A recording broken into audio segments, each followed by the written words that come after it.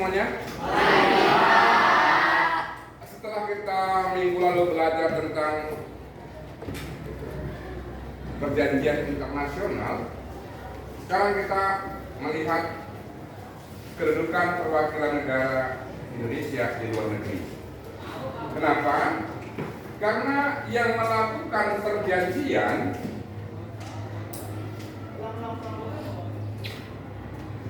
internasional sebuah negara itu adalah perwakilan negara di luar negeri.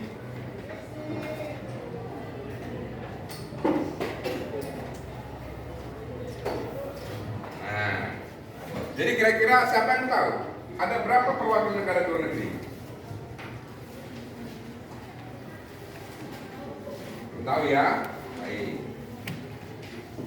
Sebelum kita teruskan, ini tujuan pembelajaran kita hari ini. Setelah kita melakukan pelajaran, apa yang kita lihat?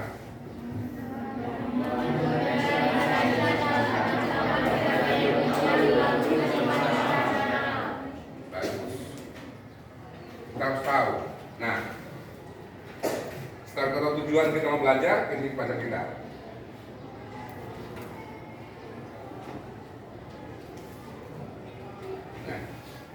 Perwakilan negara di luar negeri Indonesia itu ada dua. Satu, perwakilan diplomatik. Yang kedua, perwakilan konsuler. Nih, yang dua ini kita lihat persatu. Yang dikatakan perwakilan diplomatik, nih,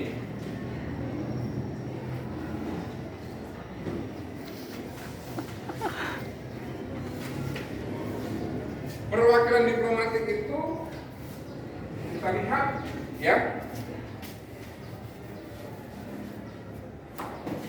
ada 4 unsur hubungan diplomatik suatu negara dengan negara lain. Ya, hubungan terbangsa, pertukaran misi, status bidang diplomatik, kebaran hukum atau hak ekstrateritorial. Kenapa? Karena ini semua nanti dimiliki oleh sebuah perwakilan diplomatik. Tugasnya apa? Ini menyelenggarakan sebagian tugas umum pemerintah dan pembangunan di bidang politik dan hubungan luar negeri. Dalam bidang politik inilah nanti yang satu membedakan dengan perwakilan konsuler. Kalau konsuler nanti tidak ada itu bidang politiknya. Ini yang membedakan nanti. Oke, kita lanjut.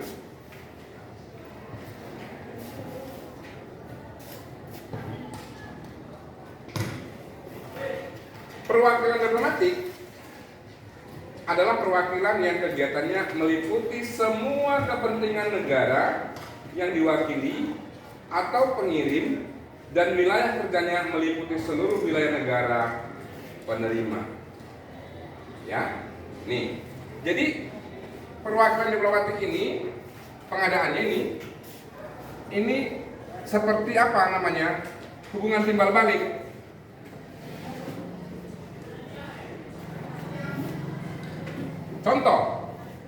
Contohnya kita lihat.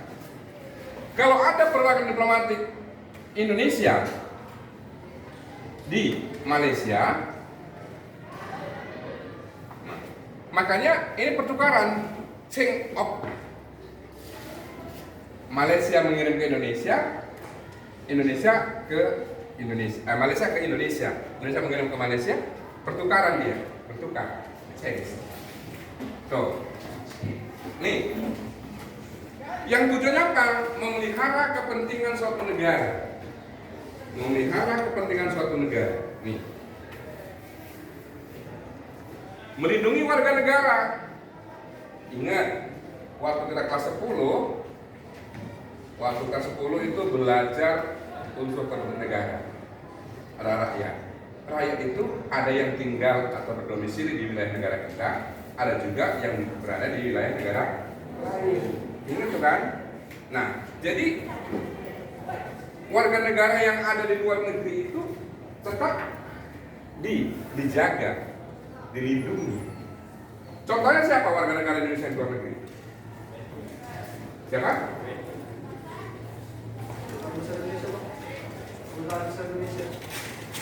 Gini saya tanya, warga negara Indonesia yang sedang berada di luar negeri, yang ada di luar negeri, ada? Warga negara Indonesia yang berada di luar negeri, adakah? Ada. Siapakah mereka? TKI, tenaga kerja Indonesia yang bekerja di Malaysia misalnya. Siapa lagi? Mahasiswa yang belajar di sana. Apalagi? Wisatawan Indonesia yang berada di luar negeri. Itu semua warga negara Indonesia. Nah, semua itu dilindungi oleh negara lewat siapa? Lewat perwakilan diplomatik dan konsuler. Ya kan? Nah, kita lanjutkan.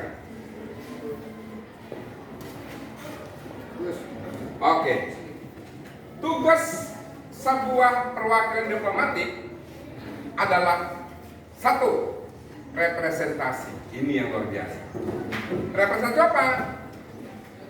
Perwakilan diplomatik bisa melakukan protes. Kepada siapa protes? Kepada negara penerima. Nah, contoh, kalau Indonesia mengirimkan perwakilan diplomatik kepada Malaysia, begitu sebaliknya. Ini Indonesia bisa protes ke Malaysia sebagai contoh ya, sebagai contoh. Waktu Malaysia mengklaim wilayah negara kita, Sipadan dan Ligita, apa yang terjadi? Seorang duta besar Indonesia protes ke Malaysia, Malaysia itu milik kamu. Ini yang bagus. Ini satu, representasi. Lalu apa? Negosiasi. Ngapain negosiasi? Mengadakan perundingan. Kira-kira apa yang dibutuhkan negara Indonesia dari Malaysia? Begitu juga apa yang dibutuhkan Malaysia dari Indonesia.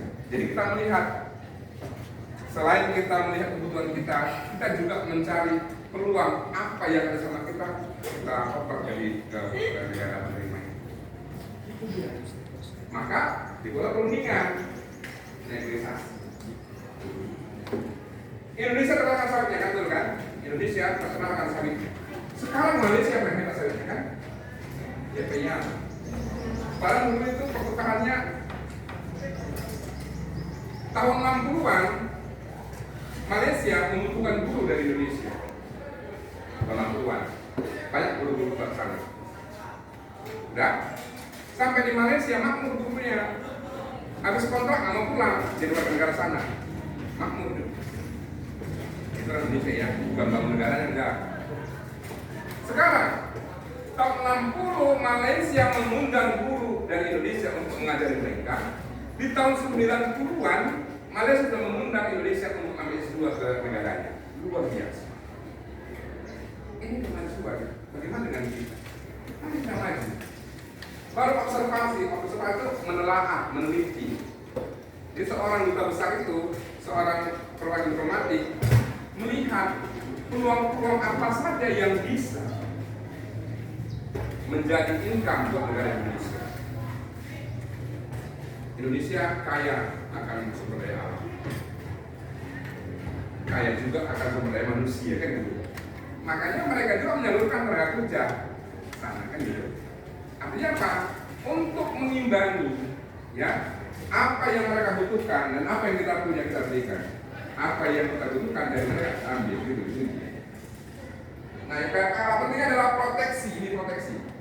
Proteksi inilah yang untuk melindungi. Siapa yang dilindungi? Seluruh warga negara Indonesia yang ada di luar negeri. Warga negara Indonesia di Malaysia banyak kan? Baik sebagai pekerja, sebagai wisatawan, maupun sebagai pelajar. Oke. Seorang warga negara itu memiliki KTP kan? Iya kan? Kalau seorang warga negara itu memiliki KTP. Tapi kalau kita perjalanan ke luar negeri, apa yang kita miliki? Iya bagus. Kalau luar negeri namanya paspor. Nah, baik. Seandainya lah, seandainya Diki punya uang, dia jalan ke Malaysia. Sampai di Malaysia, jatuh dompetnya, hilang, semua transportnya hilang. Bagaimana? Apa tindakan Diki? Nah, kalau hilang, nah, kalau ke polisi Malaysia, ditangkap. Mana ya? Mana? Iya, Diki harus berangkat menjumpai perwakilan diplomatik atau perwakilan konsuler, proteksi untuk diamankan diri dulu. Di situ dia. Maka paspornya Diki bisa diterbitkan kembali. Gitu. Makanya harus tahu kamu tinggal di mana. I'm in Indonesia. From Sumatera. North Sumatera. Kamu dari mana? Dari Sumatera mana? Harus tahu. Itu urutannya dari negara, provinsi, kabupaten, kecamatan sampai ke desa bawah. Ya, oke. Kita lanjut.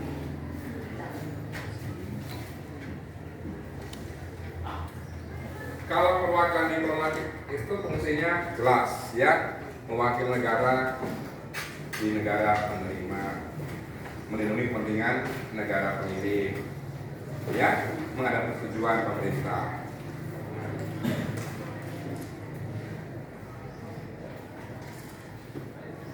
Di dalam perwakilan diplomatik itu ada tingkatannya, ya, ada tingkatannya. Kalau perwakilan diplomatik yang tertinggi itu adalah ambasador, duta besar berkuasa penuh. Ambasador, ini bahasa internasionalnya, ya, ambasador. Jadi duta besar yang berkuasa penuh inilah nanti yang kita lihat memiliki apa? Hak imunitas penuh. Nanti ya kita lihat di sini. Nih. Baru di bawah duta besar penuh ada duta besar. Di bawah duta ada menteri residen. Di bawah menteri residen ada kuasa usaha. Start the fire. Nah, yang tak penting ini atase, ya, ini atase. Atase nih, salah ketik ini. Atase ini ada dua, atase pertahanan dan atase teknis. Atase itu apa? Pejabat pembantu yang dikirim.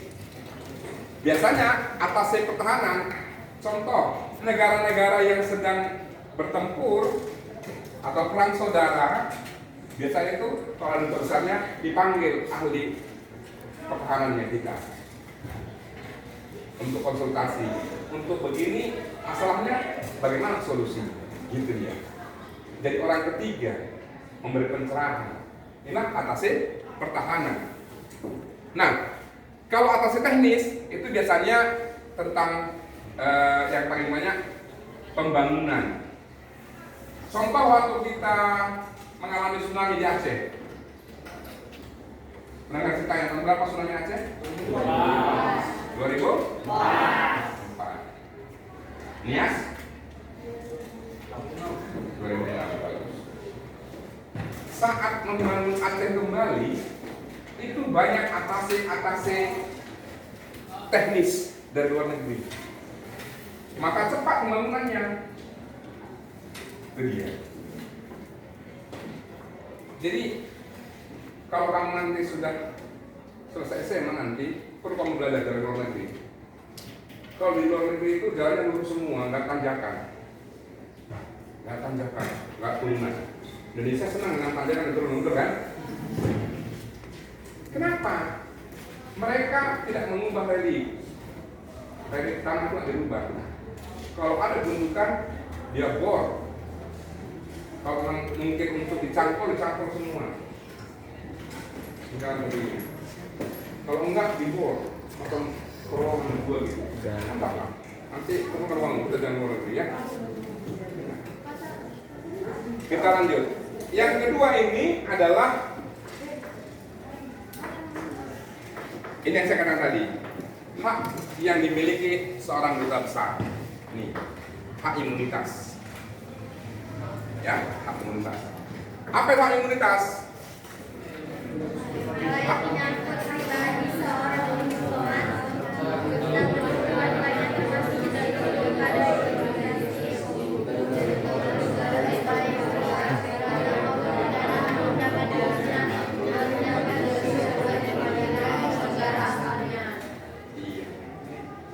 Bagus sekali ya membacanya.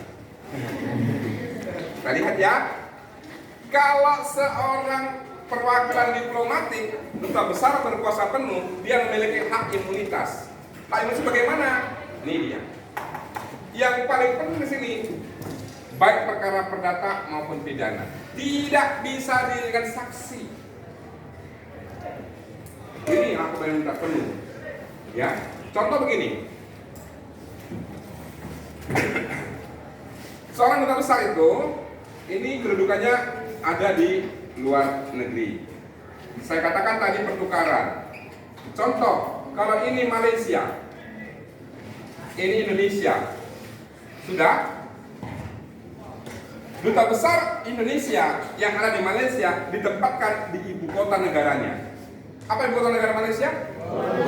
Bagus. Disinilah rumah seorang duta besar Indonesia untuk Malaysia. Tandanya apa? Tandanya ada bendera merah putih berkibar di depan. Sama halnya, kalau ada duta besar Indonesia untuk Malaysia, berarti di Malaysia ya, berarti ada juga duta besar Malaysia di Indonesia. Misalnya tempatkan di sini juga di ibu kota negara Indonesia. Mana itu? Jakarta, bagus. Ada bendera Malaysia. Nah, dikatakan hak imunitas hak penuh, imunitas penuh itu menyangkut bukan hanya pribadi seorang duta besar, termasuk anak dan keluarganya, anak dan istrinya. Contoh begini, jangan anak istrinya ya, termasuk ponakannya, anak ayamnya mungkin. Ini pintunya ya. Oke, ini jalan. Nah, kekebalan hak imunitas seorang duta besar setelah dia keluar bawa mobilnya dengan bendera Malaysia kan gitu. Udah, di sini ada razia polisi Indonesia kan gitu, polisi Malaysia ya, polisi Malaysia. Sini, belok kemari dia. Kepolisian Malaysia tidak bisa memberhentikan mobil duta besar Indonesia, apalagi memeriksa. Nggak boleh. Nih, demikian juga di Indonesia. Polisi Indonesia tidak bisa. Selagi masih ada bendera Malaysia, tidak boleh. Kenapa? Karena hukum yang berlaku bagi mereka adalah hukum negara ini. Sudah. Contoh lagi, Diki Satrio itu anak duta besar Indonesia di Malaysia. Hobinya mabuk. Masuk kafe dia, masuk kafe. Nih, Diki Satrio nih anak duta besar misalnya. Nah, di kafe ternyata ada perkelahian. Orang Malaysia berkelahi, mati. Secara hukum, Diki Satrio ini kan, Diki Satrio kan itu menjadi apa? Menjadi saksi kan? Iya apa ya? Iya. Secara hukum dia menjadi saksi. Tapi karena hak imunitas, dia bisa menolak menjadi saksi. Saya nggak tahu itu. Selesai. Itulah kekebalan yang luar biasa. Ya kan? Oke, kita lanjut lagi. Kalau hak ekstrateritorial ini, apa kebebasan diplomat terhadap daerah perwakilan? Nah, yang saya katakan tadi, inilah dia. Inilah wilayah negara Indonesia yang ada di Malaysia. Rumah seorang duta besar. Nih. Demikian juga di Malaysia, di Indonesia. Inilah wilayah Malaysia. Lain ganggu. Oke. Nampak nggak kalian? Jadi Demikian cukup. Kira-kira ada pertanyaan di sini? Ada pertanyaan? Tidak ada pertanyaan? Tidak ada pertanyaan? Tidak ada. Baik, saya bertanya. Saya bertanya ya. Nah, ini seorang perwakilan normatif yang dikatakan duta besar. Duta besar berkuasa penuh. Ini kan? Duta besar berkuasa penuh atau ambasador bolehkah dipecat oleh presiden negara penerima? Gini kan? Seorang duta besar berkuasa penuh, seorang ambasador, bolehkah dipecat oleh kepala negara penerima? Misalnya di Permana ini seorang duta besar di Indonesia untuk Malaysia, pemilih cewek, udah 8 di sana perusahaan orang. Jadi nggak suka, Malaysia nggak suka yang ini, suka kan? Mabuk apa nggak suka? Bisa nggak dipecat oleh Malaysia? Bisa. Tidak. Kan sudah saya katakan tadi, hukumnya berlaku hanya hukum negara pengirim. Itu dia. Dia tidak bisa dipecat. Dia hanya bisa dikeluarkan oleh Presiden Indonesia atas usulan pemerintah Malaysia.